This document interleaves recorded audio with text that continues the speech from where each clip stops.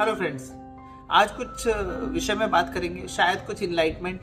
बहुत से लोग हैं जो अभी बिगिनर लेवल पे हैं, they have started their art journey और अभी वो आगे और अच्छा अपनी स्किल को इम्प्रूव करना चाहते हैं। तो आज मैं कुछ टिप्स बताऊंगा जो आपकी जो फाइन आर्टिस्ट है उसकी जर्नी को थोड़ा सा और अच्छा कर देंगे।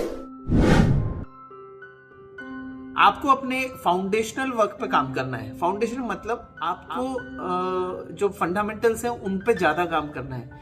जितना फाउंडेशन आपकी स्ट्रांग रहेगी, आप उतना अच्छा आर्टवर्क्स कर पाएंगे।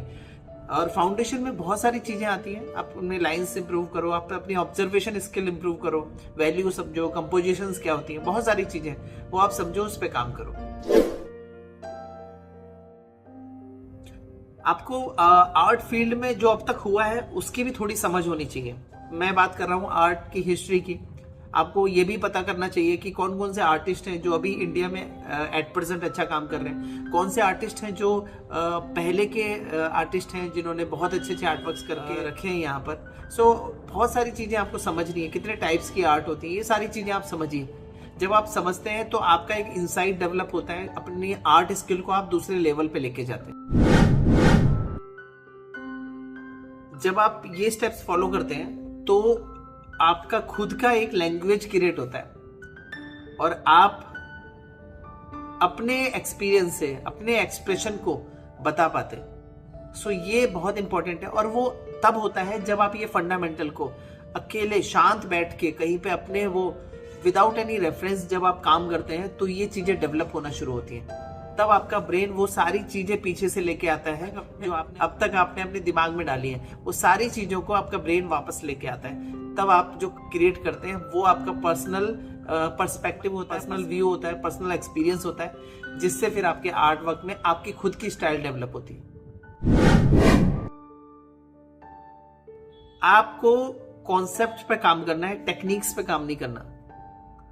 बेसिकली हम टेक्निक सीखते हैं स्टार्टिंग में ताकि हम अपने आर्ट को प्रेजेंटेबल बना पाए, लेकिन उसके बाद आपको सिर्फ टेक्निक पे ही स्टिक नहीं रहना है। आपको टेक्निक से ही जुड़े नहीं रहना है, ज्यादा टेक्निकल नहीं होना है, आपको कॉन्सेप्चुअल होना है, आपको इमोशंस ऐड करने हैं, आपको बहुत सारी चीजें ऐड करनी है। तब जाके आपकी आर्ट उस लेवल पे पहुंचेगी जहां पर वो एक अलग मैसेज पास कर रही होगी व्यूअर्स को। आपको अपना खुद का एक पोर्टफोलियो क्रिएट करके रखना है। मतलब आपके जितने भी बेस्ट काम हैं आप उसको इकट्ठा करो और डेफिनेटली आप उन कामों को डिस्कस करो। अगर आपको कोई सीनियर आर्टिस्ट मिलता है आप उनको दिखाओ, आपके घर में कोई रिलेटिव्स आते हैं आप उनको दिखाओ कि हम ये करते हैं। वो कुछ लोग होंगे कुछ नेगेटिव कमेंट्स करेंगे, कुछ पॉजिटिव करेंगे, सुनो, सबको सुनो। और अगर कोई नेगेटिव कमेंट भी करता है तो उसको इग्नोर ना करके देखो वो क्यों ऐसा बोल रहा है। अगर आपको लगता है कि वो सही है और आपके काम में वो चीज की कमी है तो हम उस पर काम कर सकते हैं। कहते हैं ना, निंदक नियरे राखी आंगन कुटे छवाए, बिन पानी साबुन बिना निर्मल करे सुहाए। सो जो क्रिटिसाइज करते हैं उनको पास ही रखना चाहिए, वो इम्प्रूवमेंट का ज्यादा स्कोप देते हैं रेदर देन वो लोग जो तारीफें करते हैं। तारीफ करने वाले भी बुरे नहीं होते, लेकिन हम सीखते तब हैं जब कुछ लोग क्रिटिसाइज करते हैं हमारे काम को, हम तब ज्यादा सीखते हैं। अपने काम को एग्जिबिट करना शुरू कीजिए। एग्जीबिशन जहां भी लग रहे हैं, अगर आपको लगता है कि आपका काम उस लेवल का हो गया है अभी और तो आप अपने काम को एग्जिबिट करना शुरू कीजिए। वो आपको एक फोर्स देगा ताकि आप कुछ अपने काम को और इम्प्रूव करेंगे। और अगर आपको डाउट है कि कैसे पता लगेगा कि आपका काम एग्जीबिशन के लायक है, सो आप अपने एरिया में कुछ आर्टिस्ट हैं जिनको अपने काम भेज सकते हैं। वो आपका काम देख के एनालाइज कर लेंगे कि आपका काम उस लेवल पे है कि नहीं, और फिर वो इम्प्रूव कर सकते हैं। सो देयर इज अ वे। तो तब आप एग्जिबिट कर सकते हैं अपने काम को और ये हेल्पफुल रहेगा बहुत ज्यादा। 7 पॉइंट ये है कि फॉर्मल एजुकेशन लें।